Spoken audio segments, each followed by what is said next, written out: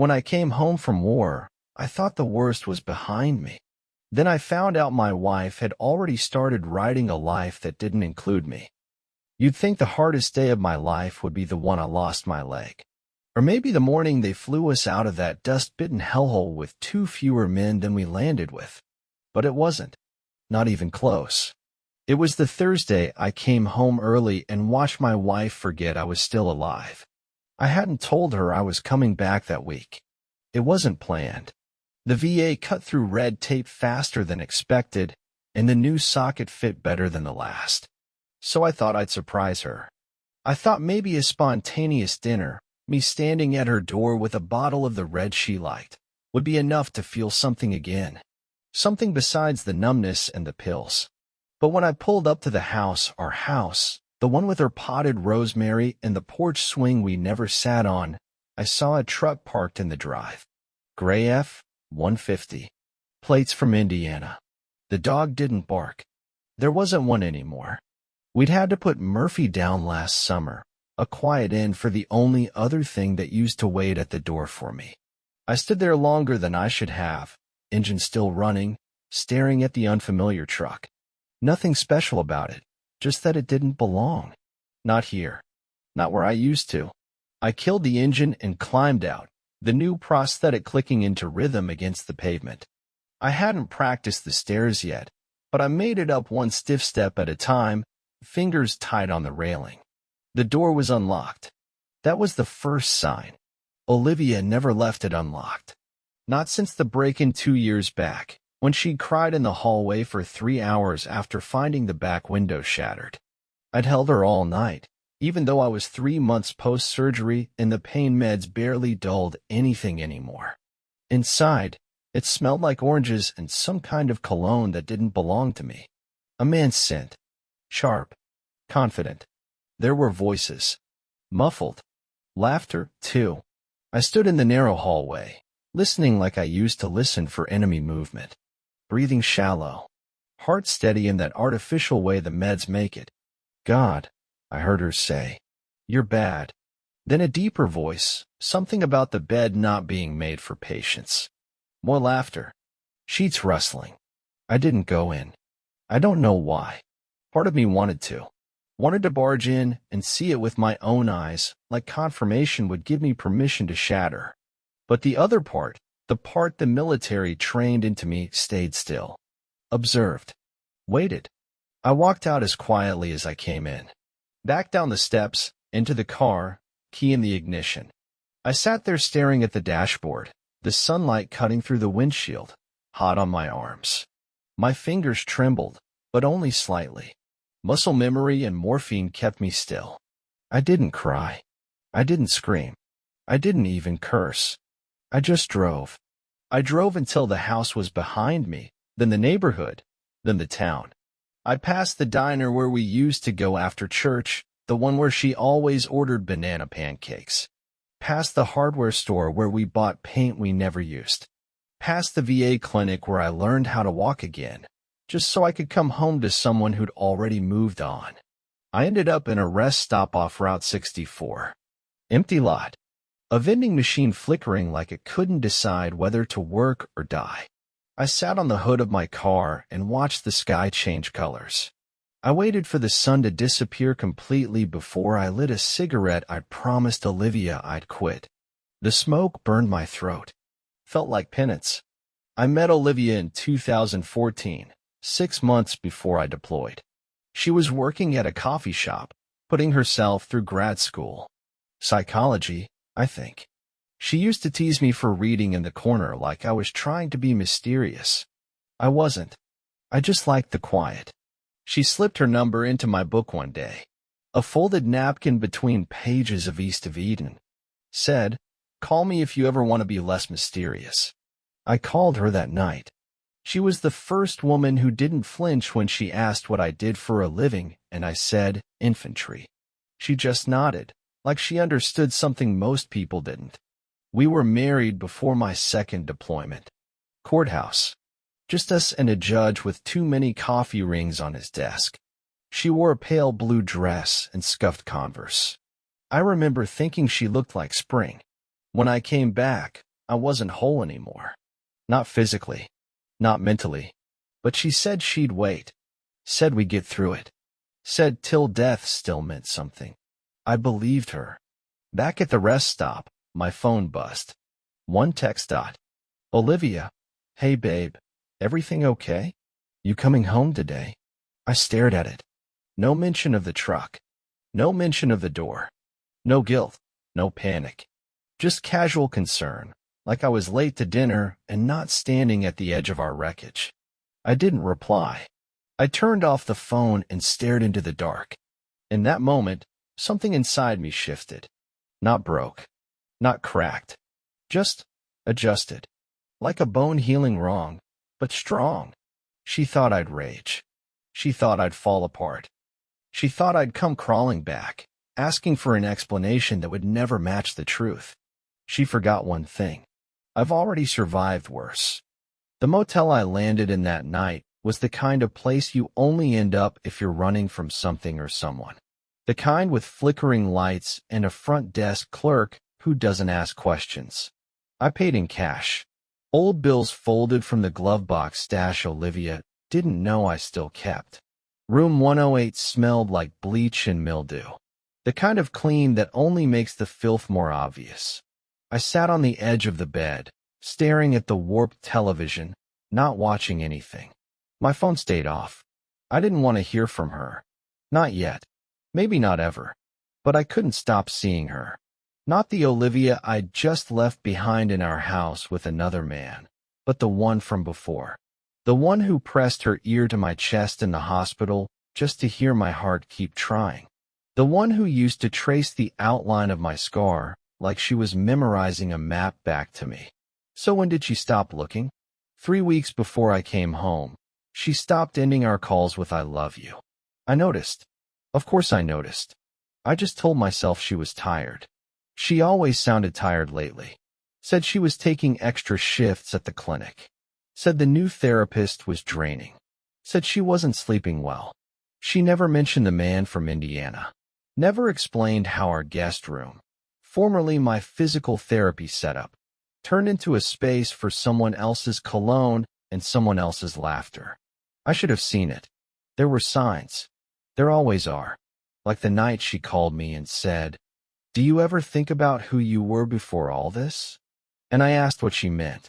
She paused and said, "I don't know. Sometimes I just miss who we used to be." It landed like a stone in a still lake. Ripples I didn't understand at the time. I told her, "We're still us. Just changed." She didn't reply. That silence makes more sense now. The next morning, I turned the phone back on. 26 messages. 5 missed calls. 2 voicemails. All from Olivia. The first message was from 9:12 p.m. "Hey, where are you? Your car's here. Did you go somewhere?" She sounded distracted. Nervous, but not panicked.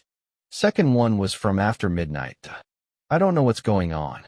Please, Jacob, just call me back." There was a tremble in her voice that could have passed for worry, if I didn't already know what I knew. I deleted them both. But what stopped me cold wasn't the voicemails. It was a text from an unknown number, time-stamped at 2:41 a.m. I didn't know he was still alive. "I'm sorry. M." That was it. No name. Just M. I read it 5 times. Still didn't make sense. But the implication clawed at me. Still alive. Someone thought I was dead. Someone who knew Olivia. Someone who thought they had permission to exist in a life that used to be mine. At noon, I found myself parked across from our house again. Not to go in, just to watch. Her car was gone. So was the truck. The rosemary plant on the porch was half wilted. I used to water it. She always forgot. I noticed something else too. Details that wouldn't matter to anyone else. The garage door was open an inch. Enough to see the box I'd labeled deployment keepsakes sitting on the ground. That box used to be in the attic. Taped shut. Out of sight. Why was it down now? Had she been going through it? Or was someone else? I drove to the diner near the VA hospital. The one Olivia used to hate. Said the food was greasy and the people stared. But I liked it. They left you alone. I took a booth in the back and sipped black coffee until it went cold. That's when she walked in. Not Olivia. A woman. Mid-30s. Auburn hair pulled into a low ponytail. She paused at the entrance like she was deciding whether to stay, then walked in and sat 3 booths ahead, back to me. I wouldn't have noticed her, except when the waitress handed her a menu. She said, "I'm just here to talk to someone. He might already be here." And then she looked straight at me. I didn't recognize her, but she seemed to know who I was. She walked over slowly, tentative but direct. "You're Jacob," she said quietly. I nodded, unsure. "I'm Marin," she said, voice cautious. "I shouldn't be here, but I needed to see you." I blinked. "Do I know you?" She shook her head. "No, but I know Olivia." The name landed like ice water. "I think she's in trouble," Marin added. That word, trouble, didn't sit right. Not when I'd seen her tangled in sheets with a stranger. I didn't answer, just stared. "She's been meeting with someone." "Not just him," Marin said. "I think it's more than an affair." The air in my chest tightened. "Who are you?" Marin lowered her voice. "I used to work at the same clinic. I left 6 months ago, but I heard things, and I've seen things. I thought you were gone." She said you weren't coming back. Her voice cracked slightly. That she didn't think you'd make it this time. I didn't know what to say, so I asked the only thing that mattered. "What kind of things?" She hesitated, reached into her bag, pulled out a flash drive, slid it across the table. She kept files, notes, schedules. None of it made sense until I saw your name listed as inactive spouse in a folder called Post-Transition Plan. I stared at the drive. "What transition?" Marin stood up, her coffee untouched. "I think she's been preparing for your absence. Financially, emotionally, maybe even legally." She paused at the edge of the booth. "Be careful, Jacob. This might be bigger than you think." Then she was gone. I sat there a long time, staring at the little plastic drive sitting next to my coffee. My reflection in the chrome napkin holder looked back at me, tired, pale, half ghost. I didn't know who Olivia really was anymore, but I was starting to understand something. She didn't just move on. She planned for it. I didn't plug the drive in that night. Not because I didn't want to know. I did, desperately. But something about Marin's words, "She's been preparing for your absence," felt like a fuse waiting to spark. I needed time to steady my hands before I lit it. Instead, I drove. Empty roads. No radio. Just the sound of my prosthetic knocking against the gas pedal every time I shifted. My thoughts didn't feel like thoughts anymore. They felt like noise. Olivia's voice. Marin's. The words inactive spouse circling like vultures. I ended up back at the motel. Room 108. Nothing had changed except the bulb outside the door was out now. The hallway darker. Like the building itself wanted me gone. I stared at the flash drive on the nightstand for a long time before I finally picked it up and shoved it into my laptop. There were 5 folders, each one dated. Each one with a clean, professional label. 1 Jacob_medical. 2 VA_assets. 3 home_loan_division. For insurance_review. 5 post-transition plan. The last one was password protected. Of course it was. But the others weren't. I opened the Jacob_medical folder first. It was a download of my entire VA file, surgeries, psych evals, prosthetic appointments, prescription lists. Some of it redacted, but most of it readable. Pages and pages of notes, reports, summaries. Things even I hadn't seen. But what got me was the last file. A scanned document, dated 6 weeks ago. Permanent disability reclassification request, filed by spouse. Signed, Olivia Hartwell. I read it twice, then a third time. She'd submitted paperwork to have me reclassified as permanently incapacitated, citing decline in cognitive awareness, emotional volatility, and long-term dependency on medication. I wasn't any of those things. Not yet. But if she could convince the system, she could become my legal guardian, control my benefits, sign for me, and maybe more. The next folder, VA_assets, was a breakdown of every payment I'd received since discharge. Pension, housing allowance, disability percentages, even travel reimbursements. She'd categorized them, labeled every deposit by date and amount. Then I saw something that made my stomach turn. A chart, titled, Projected Liquidation, 12-month plan contingent on spouse's unavailability. Under it, an estimate of how long the money would last without me. I slammed the laptop shut. The room felt smaller than before. The air tasted metallic. I wanted to believe it wasn't her. That maybe someone else compiled this. Maybe it was just legal prep, clinical detachment, insurance talk. But I knew Olivia's writing, her tone, her obsessive neatness. Every folder felt like her fingerprint. She'd been planning for a life without me, not mourning me, not adjusting, replacing. At 3 a.m., my phone buzzed. A single text. Unknown number. You saw it, didn't you? I stared at the screen, heart pounding. Typed back. Who is this? A minute later. Marin. I figured you'd read it by now. I hesitated. Then typed. Why are you helping me? 3 dots appeared. Disappeared. Then. Because I know what it's like to be erased. No more messages after that. The next morning, I drove to my old storage unit on the edge of town. It was the only place Olivia never went. Said it smelled like mold and reminded her of her dad's workshop. I still had things there. Military boxes, old photos, my original will, and a safe. I'd kept it out of paranoia. A leftover habit from deployment. It held copies of things I wasn't sure I'd ever need. Our marriage license, power of attorney docs, my discharge papers, her original signature on every form she ever notarized for me. She didn't know I had them. I unlocked the safe with shaky fingers. The papers were still there, undisturbed. Then I saw it, tucked at the bottom. A manila envelope with Olivia's handwriting. In case something happens. I'd forgotten about it.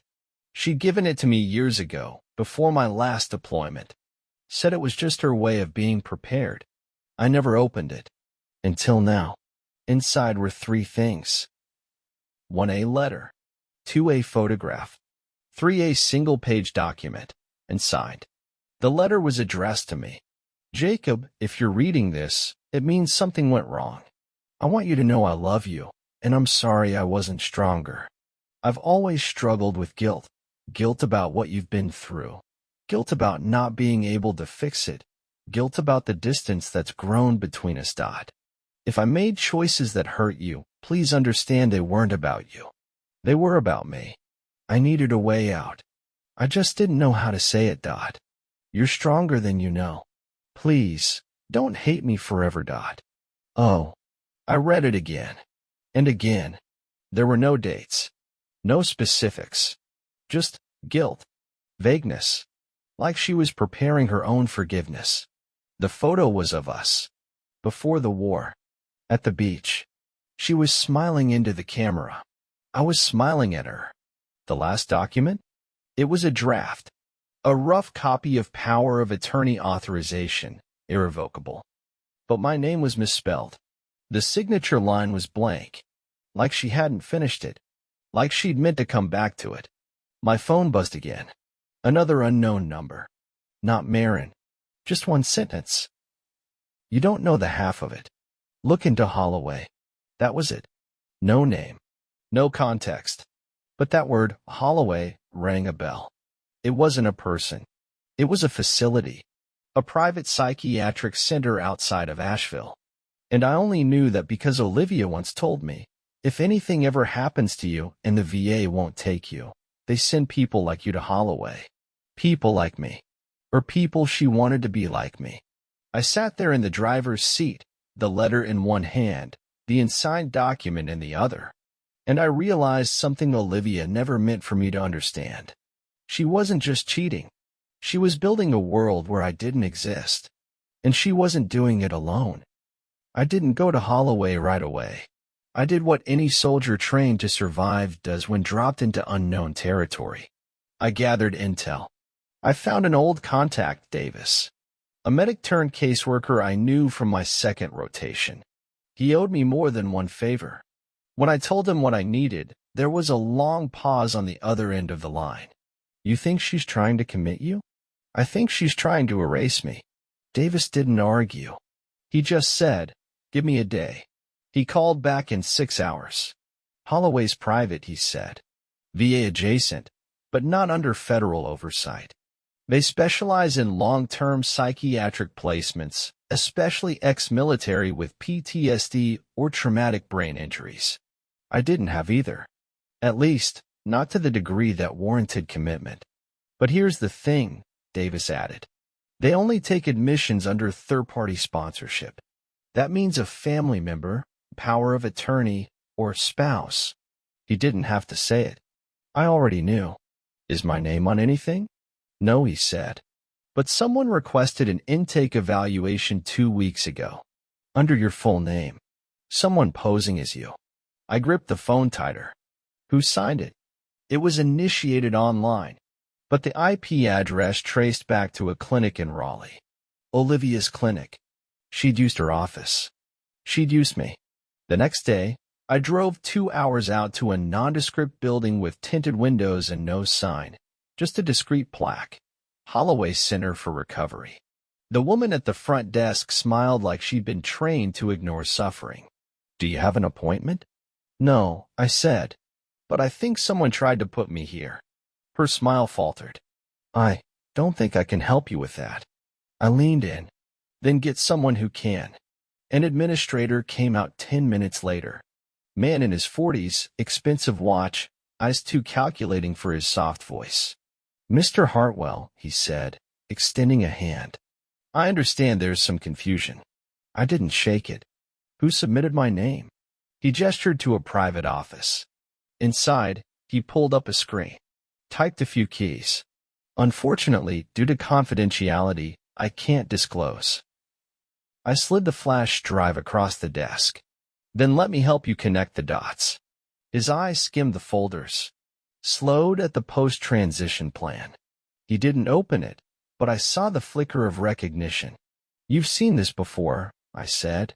He sat back. I can't confirm that. But you won't deny it. A long silence.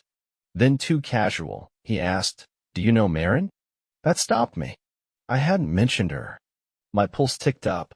How do you know that name? She used to work here, he said, voice even. Briefly. She was terminated for accessing restricted files.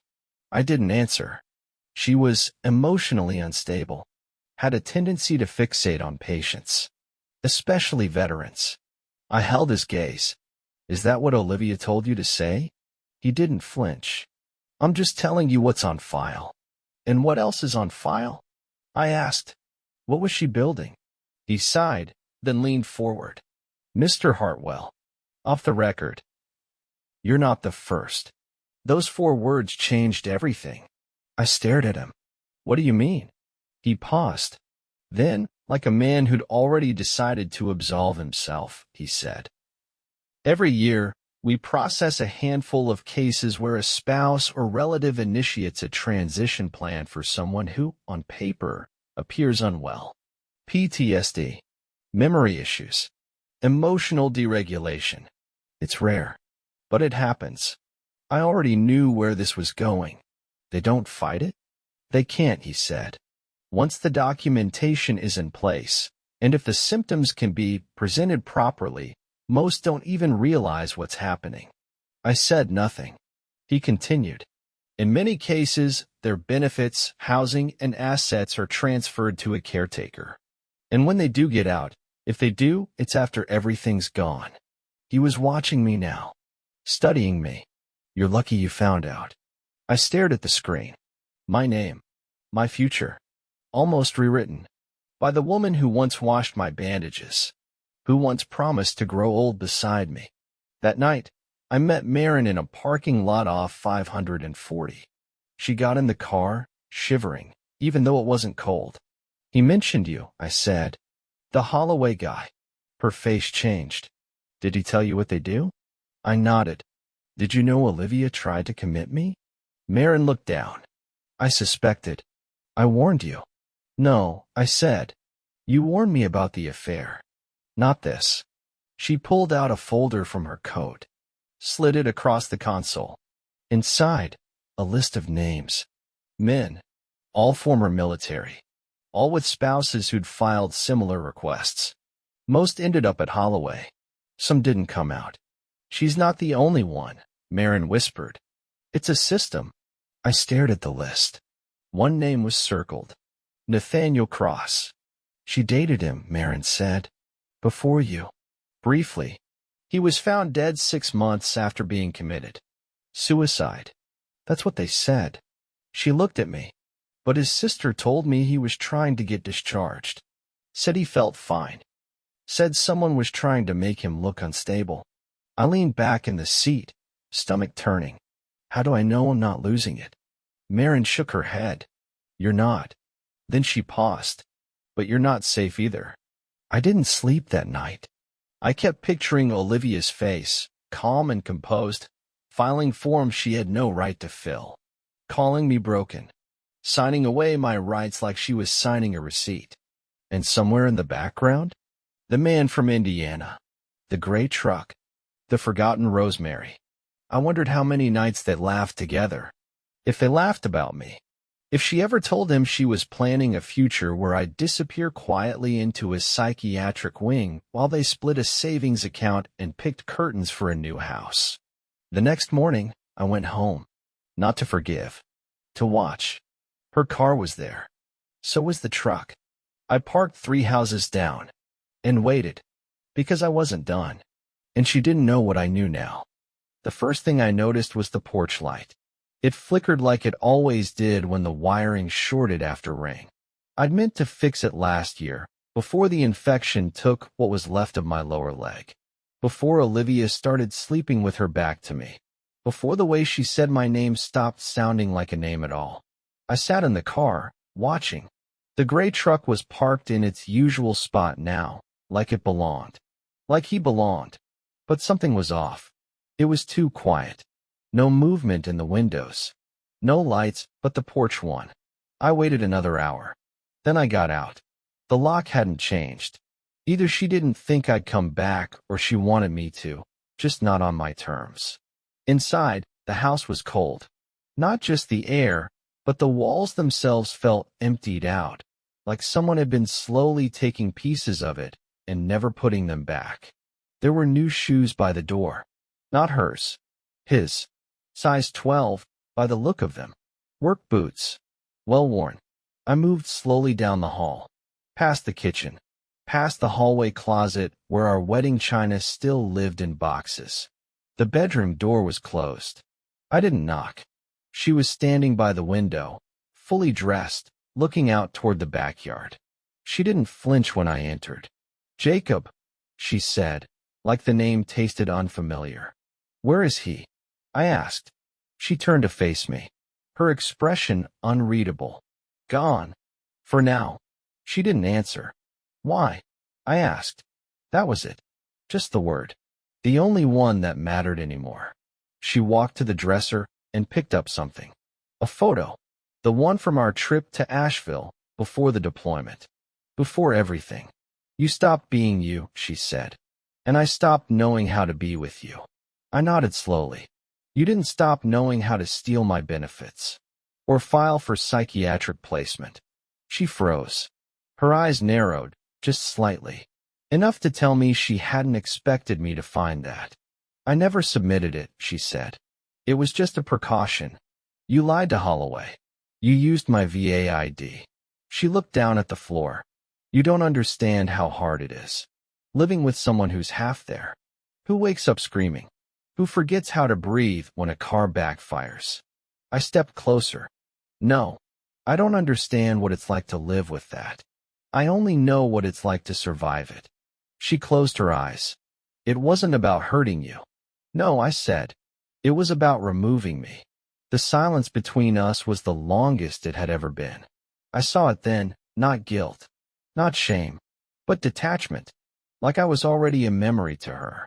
Something boxed up and stored next to the wedding china. You filed for guardianship, I said. Tried to take control of my care. My finances. You weren't well. You had someone else sleeping in our bed. That has nothing to do with it. It has everything to do with it. I took another step.